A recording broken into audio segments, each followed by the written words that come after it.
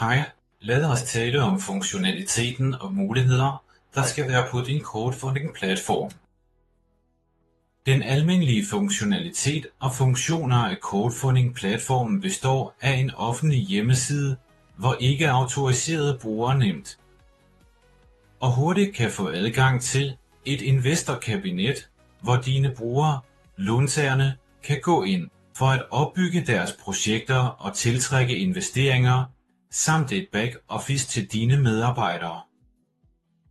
Lad os først se på, hvad den offentlige hjemmeside består af. Normalt består den offentlige hjemmeside af sektioner, der viser information om din crowdfunding-platform. For eksempel siden om os, hvilke tjenester der tilbydes og de projekter, der i øjeblikket er præsenteret på din crowdfunding-platform. Information til investorer, hvor betingelserne er beskrevet, nogle servicepakker og kontaktinformation.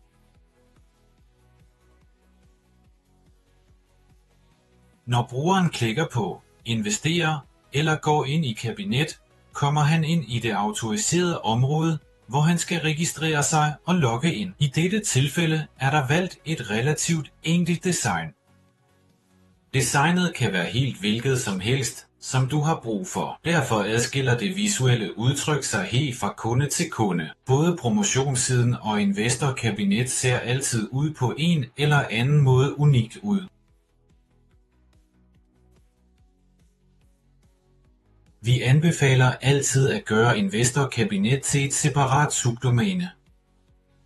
Hvis din site er crowdfunding.com, så er bedre at lave investorkabinet til mig crowdfunding.com eller account crowdfunding.com. Hvorfor sådan? Fordi hvis du faktisk skal udvikle et nyt investorkabinet, så har du også brug for en adresse, hvor du kan lægge denne nye version op og teste den, for eksempel.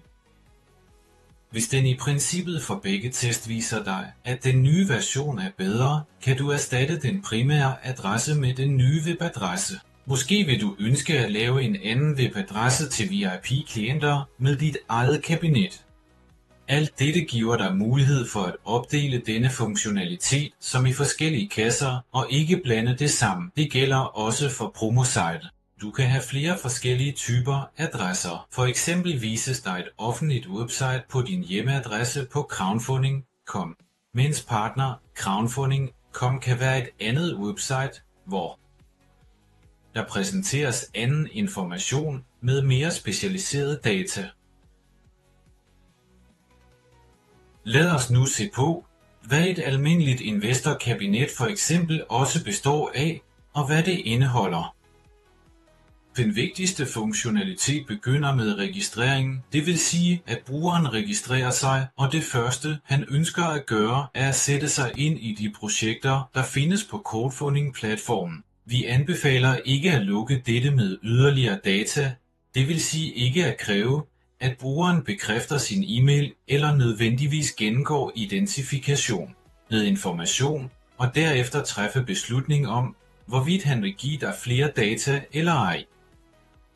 Lad os se, hvordan det ser ud. Lad os sige, at han går ind på denne hjemmeside og vælger at investere i menuen, for eksempel.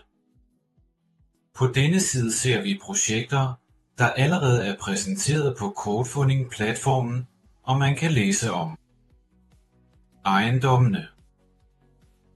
Her kan man se de grundlæggende indikatorer, downloade et kort ark med al nøgleinformation om projektet samt en aftale om AZAM. Der er også en detaljeret beskrivelse, som kan være meget større, der kan være yderligere filer og materialer vedhæftet. Det ser alt sammen relativt enkelt ud, men i aktive projekter bruges der mere information og et mere komplekst design.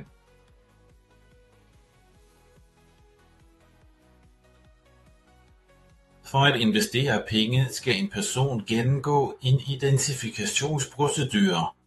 Den er obligatorisk, fordi de fleste lande kræver, at platforme kender deres kunder. Hvordan gennemføres dette?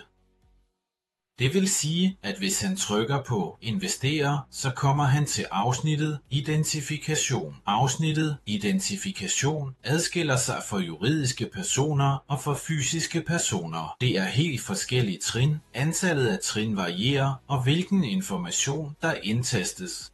I dette tilfælde er kontoret lavet til en fysisk person.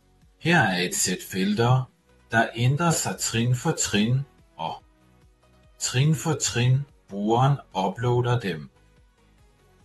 Alle disse felter, som indeholder vigtige oplysninger og data, sendes til backoffice, hvor dine medarbejdere, som er ansvarlige for at håndtere disse informationer, derefter arbejder grundigt og effektivt. Hvis han ikke har penge til rådighed, vil han blive omdirigeret til siden AD Funds, hvor han kan finde yderligere muligheder og løsninger. AD Funds i forhold til den samlede saldo, den kan muligvis kaldes noget andet.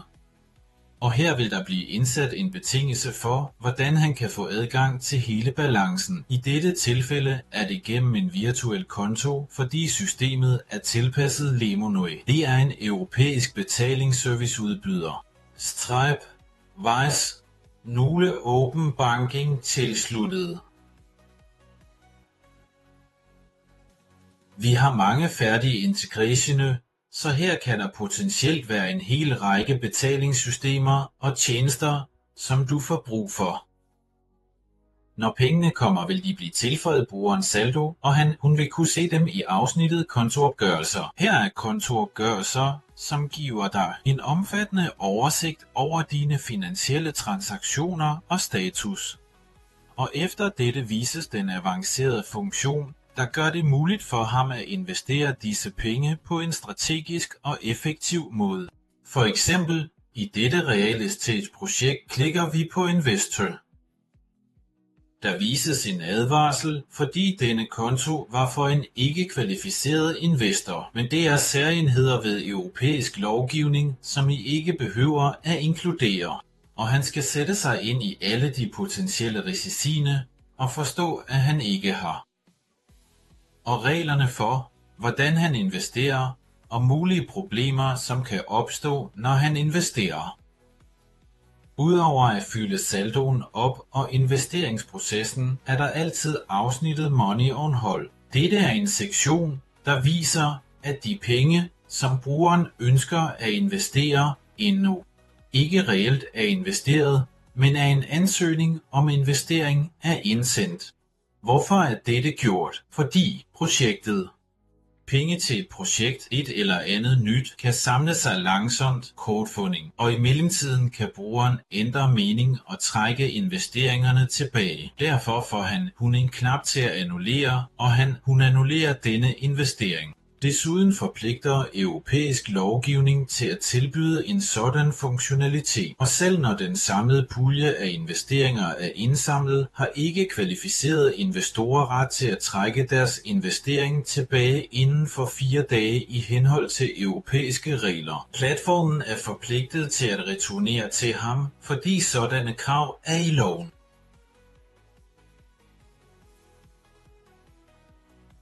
I afsnittet Mine investeringer kan brugeren se alle sine investeringer, hvilken periode de er anbragt i, hvornår den næste betaling er, og alt hvad der kræves for at forstå sin portefølje. Hvis der er forsinkelser et sted, kan han se, hvilke gebyrer der beløber, samt hele processen for indsamling, bøde, beregning, generelt alt hvad der er relateret til dette. Hvis det er donationer, så er der ikke noget sådant, der vises bare, at pengene er overført til det tilsigtede formål. Hvis det er investering i uafklarethed, vises det, i hvilke værktøjer midlerne er investeret og afkastet. I denne sektion Mine dokumenter vises oplysninger om alle kontrakter, der indgås med brugeren. Alle ansøgninger, alle annulleringer af investeringer, alle udbetalinger, alt vises der. Al juridisk information findes i denne sektion. I afsnittet Withdraw kan man anmode om at trække penge tilbage, hvis brugeren har penge på sin saldo, som enten er indtægter fra hans projekter eller penge, han blot har investeret og ønsker at trække tilbage til sin bankkonto, så anmoder han om at trække penge tilbage netop der. Han kan angive IBAN'er, som han ønsker at overføre beløbet til, og hvilket beløb der i øjeblikket er tilstrækkeligt.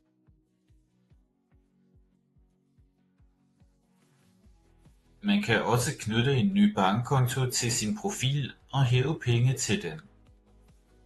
I udbetalinger findes alle pengeudtræk, hvornår, hvilke betalinger der er blevet udbetalt og deres status. De går normalt ikke straks. Dette gøres med en betaling, og en eller anden status forventes, indtil den er gennemført. Derefter bekræfter platformen, at udbetalingen er foretaget, og status ændres til den aktuelle.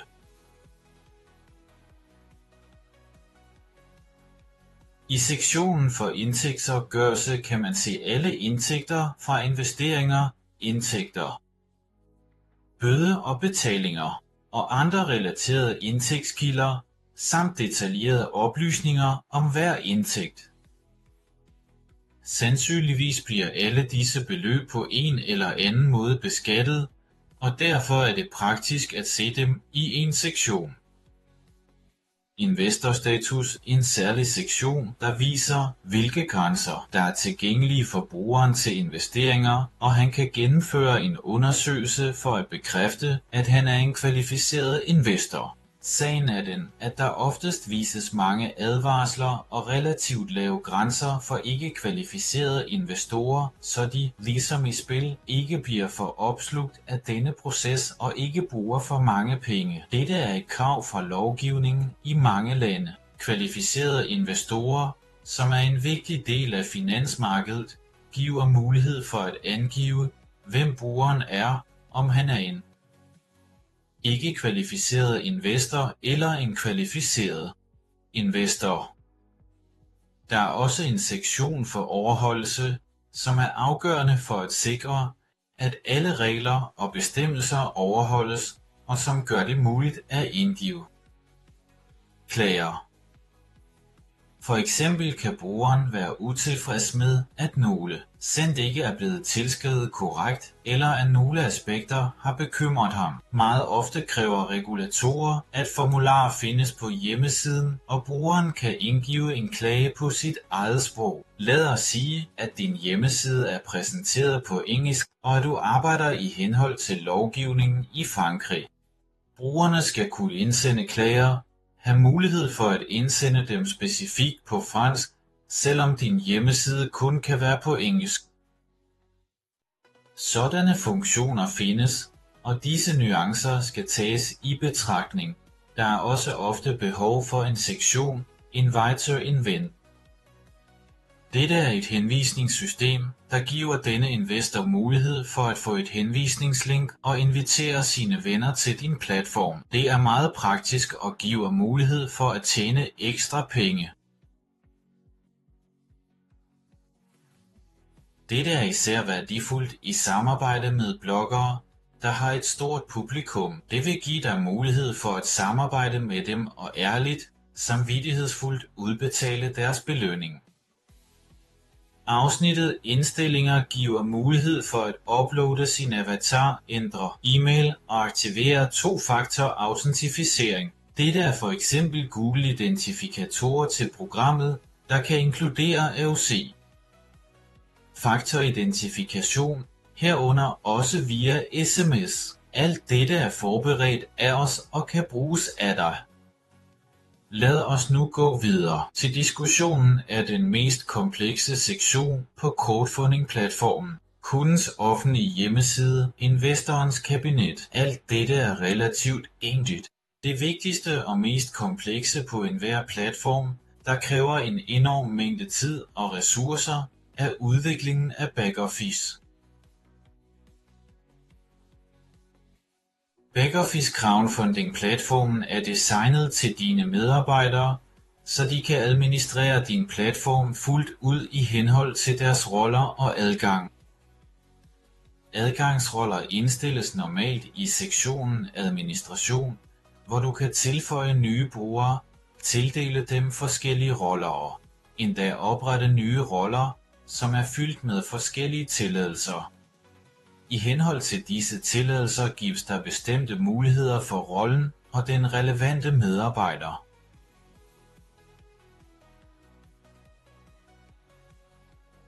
Den samme medarbejder kan have flere roller. For eksempel, hvis en medarbejder går på ferie, kan hans rolle overføres til en anden, hans kollega, som vil udføre denne rolle i løbet af den pågældende medarbejders fravær. Når medarbejderen vender tilbage fra ferie, kan denne rolle blive givet tilbage til ham.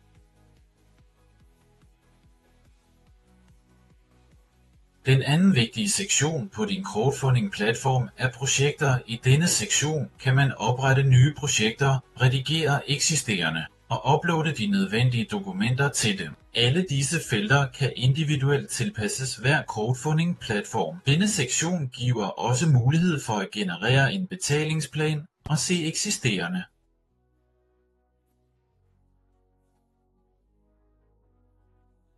Desuden giver denne sektion mulighed for at administrere information om projektet på forskellige sprog. Det vil sige, at projektets navn, beskrivelse og andre data oversættes til de nødvendige sprog, som din crowdfunding-platform arbejder med. Den tredje vigtige sektion på din crowdfunding-platform er e-mailkontoret. Her kan du se både investorer og låntagere og administrere deres data. Det er her, investoren får adgang til at investere. Denne sektion laves altid i henhold til de regler, retningslinjer og bestemmelser, der er gældende i dit land. Den næste sektion på din crowdfunding-platform er sektionen for kundeservice. I denne sektion er denne information ikke tilgængelig for redigering, som for eksempel i MLKS. Desuden er mange dokumenter skjult for kundeservice. Dette er personlige data, for eksempel pas og andre vigtige dokumenter, eller nogle yderligere nødvendige dokumenter, som ikke er nødvendige for at yde telefonisk support til kunden. GDPR-sektionen er også en meget vigtig sektion, da kravene til persondata i mange lande er meget høje. Hvad er formålet med den? I denne sektion kan du finde enhver bruger på din crowdfunding-platform og alt, hvad der er kendt om ham i dit system. Ifølge loven, for eksempel i EU, kan brugeren anmode om al den information, som du kender om ham. Hvis han er låntager eller investor, kan du ved hjælp af denne sektion finde og give disse oplysninger.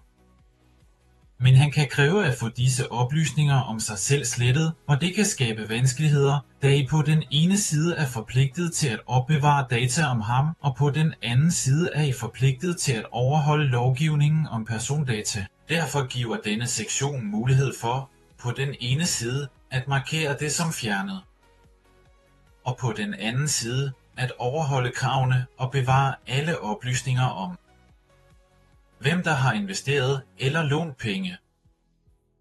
I nogle lande kan denne sektion være unødvendig eller endda i nogle tilfælde. Afsnittet Investeringer giver mulighed for at se alle frosne transaktioner. Det er de penge, som investoren allerede har investeret på din crowdfunding-platform. Når de er indsamlet til projektet, vil de gå over i afsnittet for investeringer, og man vil kunne se alle investeringer, deres status, eventuelle forsinkelser, hvis der er nogen, samt eventuelle gebyrer, hvis de pålægges i henhold til dine regler. Kort sagt, alt hvad der relaterer sig til investeringer.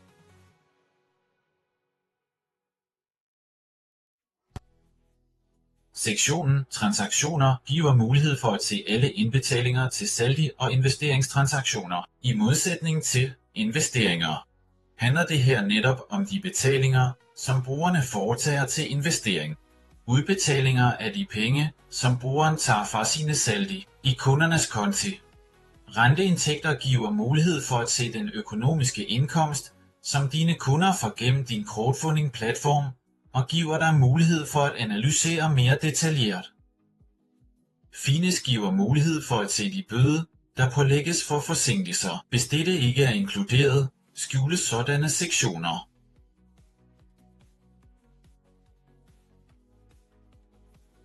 Henvisningsindkomst. Det er henvisningsindkomst, der tildeles brugerne af din platform gennem henvisningsprogrammet. I sektionen Dokumenter er der flere underafsnit. Et af dem er dokumentskabeloner. Det giver dig mulighed for at uploade nye skabeloner og redigere dem uden at skulle kontakte en programmør. Det er for eksempel en låneaftale eller en investeringsansøgning fra 1. januar næste år, som kan være relevant for din økonomiske planlægning og kan påvirke dine fremtidige beslutninger. Og den tidligere dokumentskabelon vil ophøre med at gælde den 31. december.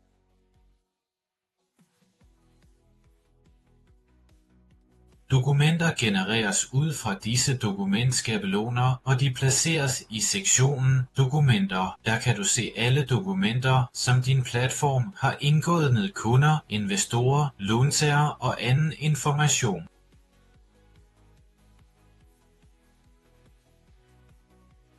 Der er også en sektion for underretningsskabeloner. Underretninger er meddelelser, der kan sendes via sms, push-underretning eller e-mail.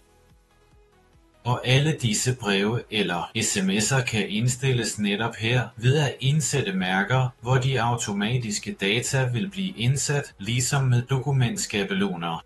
Derfor kan alle de underretninger og notifikationer, der genereres, ses i sektionen Underretning. Overholdelse gør det muligt at se alle kundeklager og reagere på dem, og sektionen Historiske data gør det muligt at finde information om et hvert objekt på din platform, for eksempel om projektet, eller om investoren, eller om låntageren, hvem der har ændret det, hvilke data der blev uploadet og fra hvilken IP-adresse. Denne information gør det muligt for dig at reagere på anmodninger fra retshåndhævende myndigheder eller at gennemføre en analyse af hændelser og forstå, hvad der skete og hvem der har foretaget ændringer på platformen.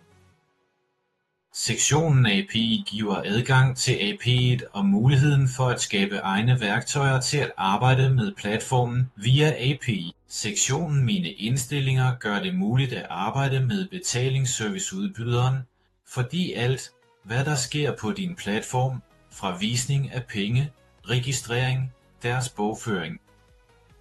I virkeligheden vil pengene blive overført gennem betalingssystemet, og du vil også foretage udbetalinger gennem betalingssystemet.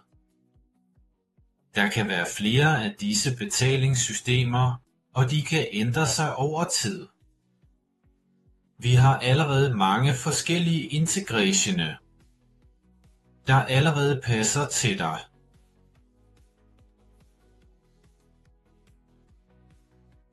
Den næste integration, du har brug for, er KSE. For at dine medarbejdere ikke skal udføre alt arbejdet manuelt, kan dette arbejde automatiseres, og du kan henvende dig til en række serviceudbydere, der automatisk vil kontrollere brugerens dokumenter, hans status, hans bopælsadresse, samt om det pågældende pas, der er givet, ikke er mistet, og om der er nogen begunstiget for virksomheden, hvis det er en juridisk enhed. Der er også planlagt integration med mange andre serviceudbydere, for eksempel dem, der fungerer som core banking system, SMS-serviceudbydere, e-mailudbydere og andre ekstra tjenester, der automatiserer og forenkler livet og arbejdet for dine medarbejdere, mens dine investorer vil være tilfredse med hastigheden i arbejdet med dem. Kvalitetsteknologi er nøglen til succes for enhver crowdfunding-platform.